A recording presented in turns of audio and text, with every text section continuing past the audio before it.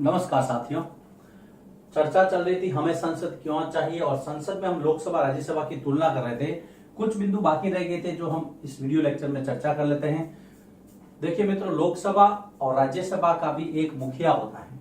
लोकसभा में लोकसभा अध्यक्ष होते हैं और एक उपाध्यक्ष होता है। देखिए, लोकसभा के अंदर लोकसभा के सदस्यों द्वारा एक लोकसभा अध्यक्ष का चुनाव किया जाता है, जिसको स्पीकर भी कहते हैं। इस बात को आप ध्यान रखें। और एक उपाध्यक्ष भी होते हैं, डेप्यूटी स्पीकर। और ये जिक्र किया है अनुच्छेद 93 में 93 के अंदर। आर्टिकल 93 ये कहता है कि एक लोकसभा का अध्यक्ष होगा, एक लोकसभा का उपाध्यक्ष होगा। लोकसभा अध्यक्ष और उपाध्यक्ष का चुनाव लोकसभा के सदस्य जो 545 लोग हैं, अगर 543 का चुनाव हुआ, 543 लोग करेंगे। राज्यसभा के पास भी एक अध्यक्ष होता है, लेकिन उसको सभापति कहते हैं। तो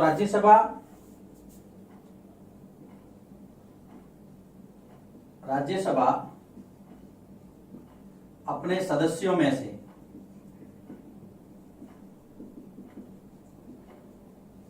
एक उपसभापति का चुनाव करती है।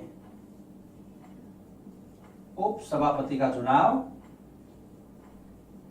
अब आप कहोगे सर सभापति कहां गया, आपने तो सीधा उपसभापति बुला दिया। सभापति भी हैं। हमारे उपराष्ट्रपति महोदय जो हैं, उपराष्ट्रपति राज्यसभा के पदेन सभापति होते हैं। पदेन का मतलब है जैसे ही वो उपराष्ट्रपति बनते हैं वैसे ही वो राज्यसभा के सभापति के रूप में आसीन हो जाते हैं। अर्थात राज्यसभा अपने सदस्यों में से सभापति का चुनाव नहीं करती है, वो उपसभापति चुनती है। ये दिया हुआ है आपके आर्टिकल 89 की बात है। अनुच्छेद 89 के अंदर राज्यसभा का सभापति उपसभापति और अनुच्छेद 93 के अंदर लोकसभा के अध्यक्ष और उपाध्यक्ष। अब देखिए दोस्तों, अब मैं जिस मुद्दे पर बात करने जा रहा हूं वो बहुत इजी है, लेकिन समझने लायक है। अगर आपने इसको समझ लिया तो आपने ये पूरा चैप्टर समझ लिया। देखिए होता क्या है, पूरे देश को आपने 543 लोकसभा संसदीय क्षेत्रों में बांटा। ध्यान से समझना इसको, ये बात हम पहले चर्चा कर चुके हैं। 543 में से एक एक प्रतिनिधि का चुनाव हुआ। प्रतिनिधि का चुनाव कैसे हुआ? वयस्क मताधिकार द्वारा। वयस्क मताधिकार का मतलब है 18 वर्ष से ऊपर जो आदमी है वो वोट देगा। वोट देकर के जिसको ज्यादा वोट मिलेंगे वो आदमी एमपी बनेगा। वयस्क मताधिकार के द्वारा लोकसभा के सदस्यों का चुनाव सीधा होता है, इसलिए इस लोकसभा का चुनाव है वो आम चुनाव कहलाता है। लोकसभा के चुनाव को आम चुनाव भी कहते हैं। राज्यसभा के सदस्यों का चुनाव प्रत्यक्ष रूप से नहीं होता है, उसके लिए अलग प्रक्रिया है, उसके लिए भी मैं चर्चा करूंगा। फिलहाल लोकसभा भी बात करते हैं। अब 543 लोगों को आपने चुन लिया। ये मैं यहां पर इस तरह से आपको सांकेतिक रूप में बताने की कोशिश कर रहा हूं। ये जो है ये 543 लोग हैं। 543 में नहीं बना पाऊंगा, मैंने प्लस कर दिया। ये सारे 543 लोग इकट्ठे हो गए, इकट्ठे होकर के लोकसभा में बैठ गए। अब गिनती होती है कि किस दल को कौन सी सीटें मिली, कितनी सीटें मिली। आपने कल चर्चा की थी बहुमत के बारे में, पिछले वीडियो लेक्चर में हमने। जिस दल को मेजोरिटी मिली, जिस दल को बहुमत मिला, उस दल को सरकार बनाने के लिए आमंत्रित किया गया राष्ट्रपति के द्वारा। अब यहां पर एक नई चीज से उभर करके आती है। हमने देखा कि संसद का मतलब व्यवस्थापिका होता है, ये मैंने आपको सबसे पहले बताया था। संसद का मतलब होता है व्यवस्थापिका। व्यवस्थापिका वो जो कानून बनाती है, जो आपने पहले चर्चा में स्पष्ट हुआ था। ये अब दूसरा जो अंग था कार्यपालिका। देखिए, आपने पहला पार्ट पढ़ा था भारत का संविधान, और भारत के संविधान में संसदीय व्यवस्था थी। भारत के संसदीय व्यवस्था की एक विशेषता है कि भारत की व्यवस्थापिका में से ही कार्यपालिका का चुनाव होता है। अब कार्यपालिका क्या है? कार्यपालिका सरकार का वह अंग है, सरकार का वह अंग जो कानूनों को क्रियान्वित या लागू करता है। अब इस चीज को आप समझना, पहले मैं कार्यपालिका के दो प्रकार है वो मैं बताऊंगा आपको। एक होती है नाम मात्र की कार्यपालिका, एक होती है वास्तविक कार्यपालिका। नाम मात्र का मतलब है जिसका सिर्फ नाम है, और नाम मात्र की कार्यपालिका का जो प्रमुख है वो भारत के महामहिम राष्ट्रपति हैं। जो वास्तव में काम करते हैं, जिसके नाम से काम होता है, उसमें दो शामिल है, एक तो है प्रधानमंत्री और एक उनके सारे मंत्री अर्थात उनकी मंत्री परिषद। अब होता क्या है मित्रों, इन 543 लोगों में से जो चुनकर के गए हैं लोकसभा, देखिए राज्यसभा का भी चर्चा मत कीजिए, ये 543 जो लोकसभा से चुनकर के गए हैं, इनमें से जो मेजोरिटी होती है, यानी जिसके पास में, जिस दल के पास में 272 प्लस है, उनको कहा सरकार बनाइए। 272 प्लस में से एक व्यक्ति को प्रधानमंत्री पद के लिए चुना जाता है, जिसको हम कहते हैं बहुमत दल का नेता।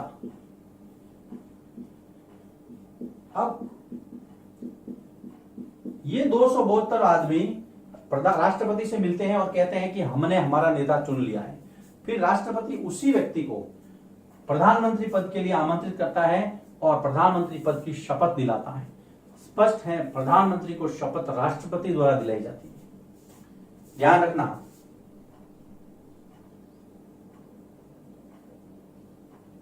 प्रधानमंत्री को शपथ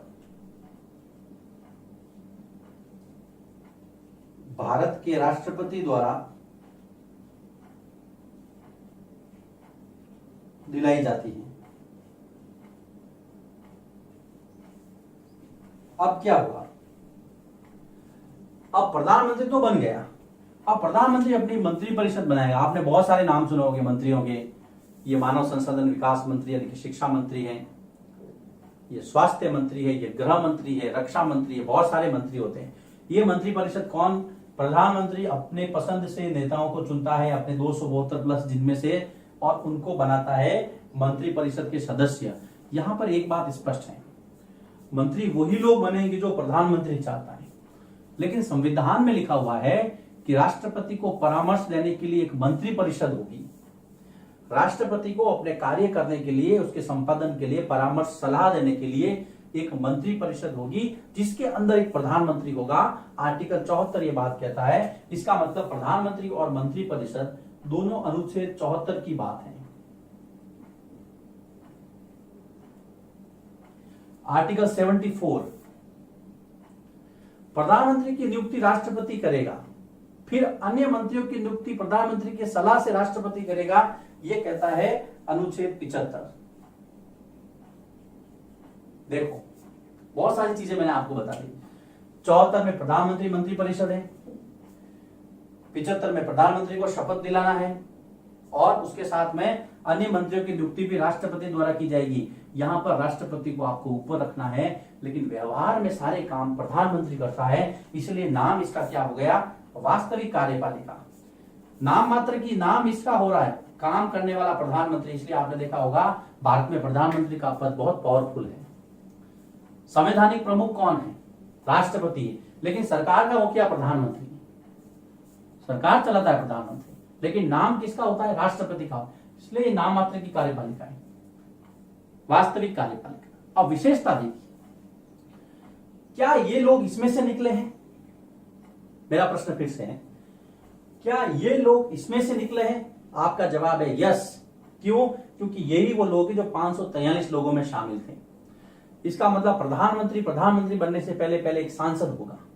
वो लोकसभा का भी हो सकता है, वो राज्यसभा का भी हो सकता है, लेकिन कुछ केस को छोड़ करके माननीय मनमोहन सिंह जी, इंदिरा गांधी जी कुछ ऐसे प्रधानमंत्री रहे हैं जो राज्यसभा के सदस्य थे, लेकिन ज्यादातर जो प्रधानमंत्री बने वो लोकसभा से। वर्तमान में माननीय नरेंद्र मोदी जी भी जो प्रधानमंत्री है वो भी सांसद हैं वाराणसी से। तो यहां पर आपको यह समझना होगा कि वास्तविक कार्यपालिका की नियुक्ति या चयन व्यवस्थापिका में से होता है, लोकसभा में से होता है, सांसदों में से होता है। राज्यसभा के सांसद हो सकते हैं, लोकसभा के सांसद हो सकते हैं। यह भारत की संसदीय व्यवस्था है कि जहां पर कार्यपालिका का चुनाव भी व्यवस्थापिका में से किया जाता है। देखो मैंने आपको क्या क्या बताया, लोकसभा अध्यक्ष, लोकसभा अध्यक्ष, उपाध्यक्ष, राज्यसभा का सभापति उपराष्ट्रपति होता है, उपसभापति का चुनाव स्वयं करते हैं। कुछ चीजें जो आपको याद रखनी पड़ेगी, उपसभापति यहां पर पदेन सभापति है, उपराष्ट्रपति सॉरी, ये स्पीकर भी कहते हैं इसको, लोकसभा अध्यक्ष को। एक बात, एक इंपॉर्टेंट बात है, महत्वपूर्ण बात बता रहा हूं आपको। कई बार प्रश्न पूछते हैं, लोकसभा अध्यक्ष जिसको आपने कहा है स्पीकर, अपने पद की शपथ नहीं लेता है, अपने पद की शपथ नहीं लेता है, क्योंकि वो पहले सांसद के रूप में शपथ ले चुका होता है। इसलिए ये एक ऐसा पदाधिकारी, बाकी सब शपथ लेते हैं लेकिन स्पीकर जो है वो शपथ नहीं लेता है। अब ये सब मैं आपको इसलिए बता रहा हूं कि जब हम संसद के काम पढ़ेंगे, संसद क्या काम करती है, संसद के कार्य क्या हैं, ये सारी चीजें आपको वहां पर काम आएगी। और मैंने देखिए आर्टिकल के साथ में बताने की कोशिश की है ताकि आपको कहीं भी कंफ्यूजन नहीं रहे। तो इस टॉपिक के अंदर जो जो चीजें बची हुई थी वो मैंने आपको बताने का प्रयास किया है। लोकसभा राज्यसभा के जो अध्यक्ष उपाध्यक्ष है, सभापति उपसभापति हैं, फिर प्रधानमंत्री कैसे बनता है, मंत्री परिषद कैसे बनती है, प्रधानमंत्री के मंत्री कैसे नियुक्त होते हैं, उनको नियुक्त कौन करता है, राष्ट्रपति करता है, प्रधानमंत्री को शपथ भारत के राष्ट्रपति द्वारा दी जाती है। प्रधानमंत्री और मंत्री परिषद की नियुक्ति राष्ट्रपति करेगा, लेकिन मंत्रियों की नियुक्ति में प्रधानमंत्री की बात को ही तवज्जो दी जाएगी, राष्ट्रपति अपने मर्जी से नियुक्ति नहीं करता है। प्रश्न आ जाए सीधा सा, मंत्रियों की नियुक्ति कौन करता है, उत्तर देना है राष्ट्रपति, कभी प्रधानमंत्री मत देना। नियुक्ति अपॉइंट करने का जो राइट है वो कॉन्स्टिट्यूशन ने राष्ट्रपति महोदय को दिया है, लेकिन वास्तव में राष्ट्रपति उसी बात को मानते हैं जिसको प्रधानमंत्री कहते हैं। तो यहां पर ये टेक्निकल चीज है, इसको आप ध्यान में रखेंगे।